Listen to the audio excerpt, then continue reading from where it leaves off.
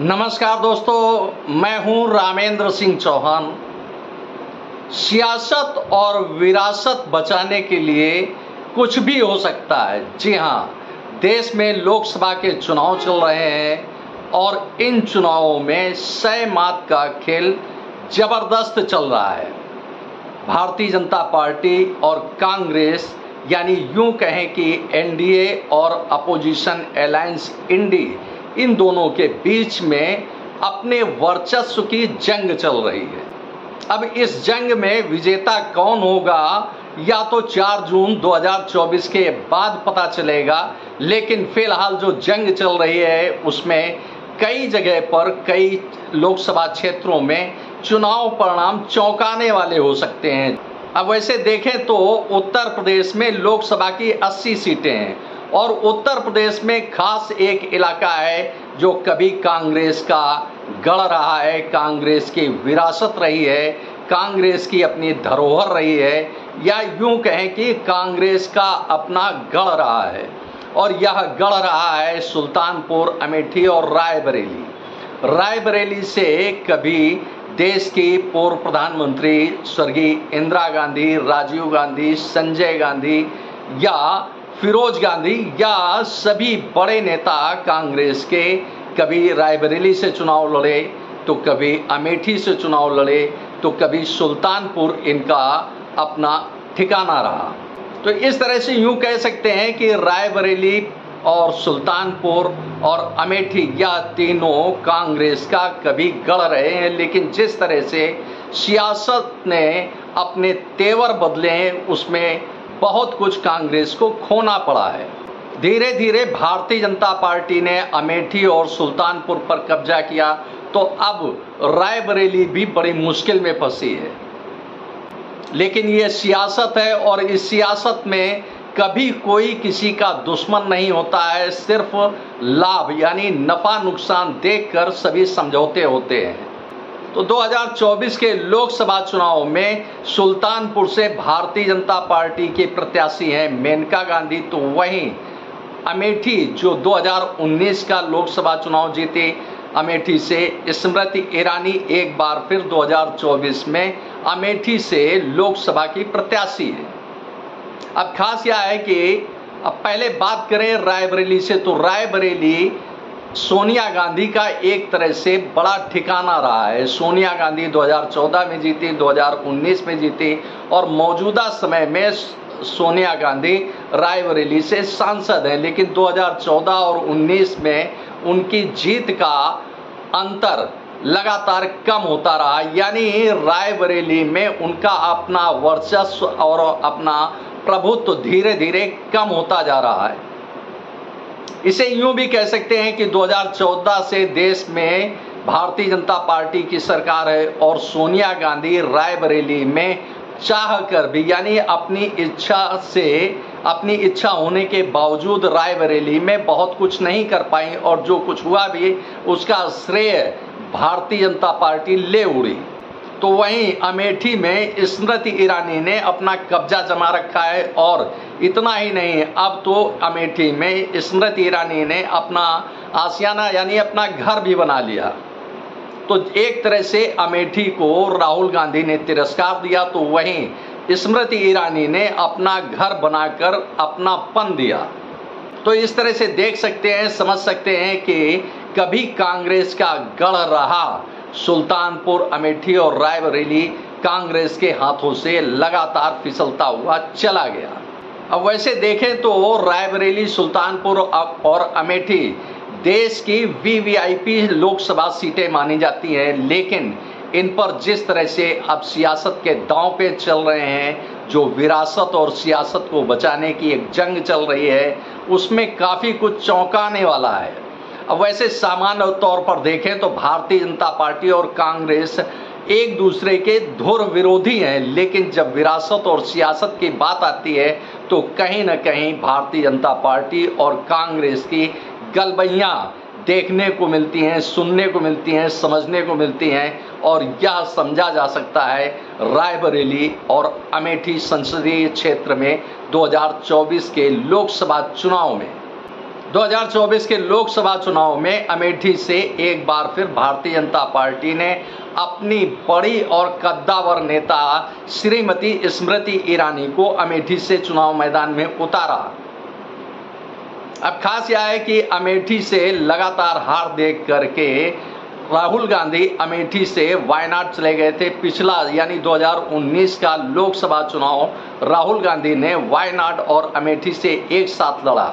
अमेठी से राहुल गांधी चुनाव हार गए तो वहीं वायनाड से चुनाव जीते और इस बार भी राहुल गांधी 2 सीटों से लोकसभा चुनाव लड़ रहे हैं। वायनाड से और रायबरेली से राहुल गांधी लोकसभा के प्रत्याशी हैं। अब इस बार राहुल गांधी की हिम्मत नहीं पड़ी या यूं कहें कि साहस नहीं पड़ा या अपने आप को स्मृति ईरानी के सामने काफ़ी राजनीतिक तौर पर काफ़ी कुछ बौना समझने के बाद राहुल गांधी ने अमेठी को प्रणाम कर लिया एक तरह से। अब इस विरासत और सियासत में देखें तो राहुल गांधी और स्मृति ईरानी के सामने जो प्रत्याशी हैं, हालांकि ये दोनों या यूं कहें कि सुल्तानपुर, अमेठी, रायबरेली या तीनों वीवीआईपी सीटें हैं, लेकिन जिस तरह से समझौते दिख रहे हैं, जिस तरह से प्रत्याशी दिख रहे हैं, उसमें यह कहा जा सकता है या समझा जा सकता है कि भारतीय जनता पार्टी और कांग्रेस के बीच में एक कहीं गुप्त या अनौपचारिक समझौता दिख रहा है। क्योंकि रायबरेली में और अमेठी में, चाहे वह स्मृति ईरानी के सामने हो अमेठी में या रायबरेली में हो राहुल गांधी के सामने जो प्रत्याशी हैं, वह उनके यानी स्मृति ईरानी और राहुल गांधी के राजनीतिक कद के सामने काफ़ी बौने हैं, यानी जो प्रतिद्वंदी प्रत्याशी हैं वह काफ़ी बौने हैं। अमेठी से भारतीय जनता पार्टी के प्रत्याशी हैं श्रीमती स्मृति ईरानी, तो वहीं अपोजिशन अलायंस यानी कांग्रेस के प्रत्याशी हैं किशोरी लाल शर्मा। किशोरी लाल शर्मा कभी कांग्रेस के चुनाव प्रबंधन का काम देखते थे, लेकिन अब इस बार यानी 2024 के लोकसभा चुनाव में अमेठी से किशोरी लाल शर्मा स्मृति ईरानी के सामने कांग्रेस के प्रत्याशी हैं। तो अब अगर तुलनात्मक रूप से देखें तो स्मृति ईरानी के सामने किशोरी लाल शर्मा की राजनीतिक स्थिति बहुत अधिक मजबूत नहीं दिखती है। तो रायबरेली से कांग्रेस के पूर्व अध्यक्ष राहुल गांधी चुनाव मैदान में हैं कांग्रेस की ओर से। अब राहुल गांधी के सामने एनडीए यानी भारतीय जनता पार्टी ने जो प्रत्याशी दिया है वह बेहद राहुल गांधी के सामने बेहद कमजोर प्रत्याशी दिख रहा है। यह प्रत्याशी है दिनेश प्रताप सिंह। अब रायबरेली से कांग्रेस के प्रत्याशी राहुल गांधी के सामने एनडीए के उम्मीदवार यानी यूं कहें कि भारतीय जनता पार्टी के प्रत्याशी दिनेश प्रताप सिंह है। अब राहुल गांधी के राजनीतिक कद के सामने दिनेश प्रताप सिंह का राजनीतिक कद काफी बौना दिखता है। अब विरासत और सियासत बचाने की इस जंग में देखें तो भारतीय जनता पार्टी ने अपने लिए अमेठी सुरक्षित रखना लाजिमी समझा, तो वहीं रायबरेली कांग्रेस के लिए एक तरह से छोड़ दी।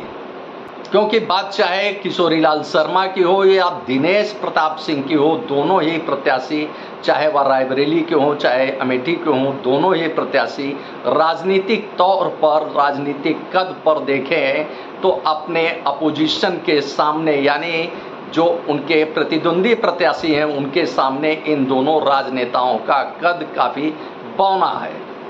तो इस तरह से यह कहा जा सकता है कि भारतीय जनता पार्टी ने साफ तौर पर कह दिया कि अमेठी मेरी और रायबरेली तेरी, यानी कांग्रेस के लिए कह दिया कि रायबरेली तेरी और अमेठी मेरी। और शायद इसी समझौते को देखकर या यह गुप्त समझौता हो सकता है भारतीय जनता पार्टी और कांग्रेस के बीच का कि दोनों ही राजनीतिक दलों ने अपोजिशन के सामने यानी दोनों ही दलों ने अपने तगड़े यानी ताकतवर कद्दावर प्रत्याशियों के सामने बौने प्रत्याशी रखने का एक प्रस्ताव सहमति के आधार पर रखा और जो वही जमीनी हकीकत दिख रही है।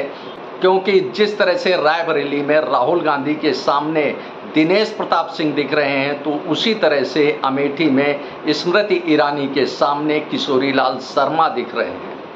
अब इसे इस तरह से भी देख सकते हैं कि देश के प्रधानमंत्री नरेंद्र मोदी ने अपने राजनीतिक प्रतिद्वंदी राहुल गांधी को एक अवसर दे दिया है संसद पहुंचने का उत्तर प्रदेश से। हालांकि वैसे देखें तो मोदी के सामने राहुल गांधी का व्यक्तित्व बहुत बड़ा नहीं दिखता है। राहुल गांधी मोदी के सामने काफ़ी बौने दिखते हैं राजनीतिक तौर पर। अब उत्तर प्रदेश में देखें तो भारतीय जनता पार्टी के सामने मुख्य रूप से दो प्रतिद्वंदी हैं, एक कांग्रेस है और दूसरी समाजवादी पार्टी है। अब राजनीतिक तौर पर देखें तो उत्तर प्रदेश में समाजवादी पार्टी का काफ़ी प्रभुत्व और काफ़ी प्रभाव दिखता है, तो वहीं कांग्रेस का अपना प्रभुत्व और प्रभाव समाजवादी पार्टी के सामने काफ़ी कमज़ोर दिखता है। तो ऐसे में देश के प्रधानमंत्री नरेंद्र मोदी भी चाहते होंगे कि उनका राजनीतिक प्रतिद्वंदी हो, लेकिन वह बेहद कमज़ोर हो, जो उनके राजनीतिक कद के सामने ठहर ना सके। क्योंकि समाजवादी पार्टी के तेवर समय समय पर बताते रहते हैं कि वह समाजवादी पार्टी यूपी में तो कम से कम भारतीय जनता पार्टी को तगड़ी टक्कर देते नजर आती है, तो वहीं कांग्रेस तगड़ी टक्कर में क्या अपने अस्तित्व के लिए ही संघर्ष करते दिखती है। तो ऐसे में देश के प्रधानमंत्री नरेंद्र मोदी ने, या यूं कहें कि भारतीय जनता पार्टी ने राहुल गांधी को तरजीह देना बेहतर समझा। तो इसे यूं भी कह सकते हैं कि भारतीय जनता पार्टी ने अपने विरोधियों को भी एक अवसर दे दिया है राजनीतिक तौर पर जिंदा रहने के लिए। आपने इस वीडियो को देखा, आपको यह वीडियो कैसा लगा कमेंट बॉक्स में हमें अवश्य बताएं। वीडियो को शेयर करें। यदि आप हमारे चैनल पर नए हैं तो हमारे चैनल को सब्सक्राइब करें, जिससे हमारे आने वाले वीडियो, आने वाले नोटिफिकेशन आपको मिल सकें।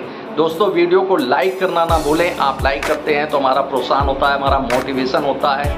आपने वीडियो को देखा, आपका बहुत बहुत धन्यवाद। Thank you. जय हिंद, जय भारत।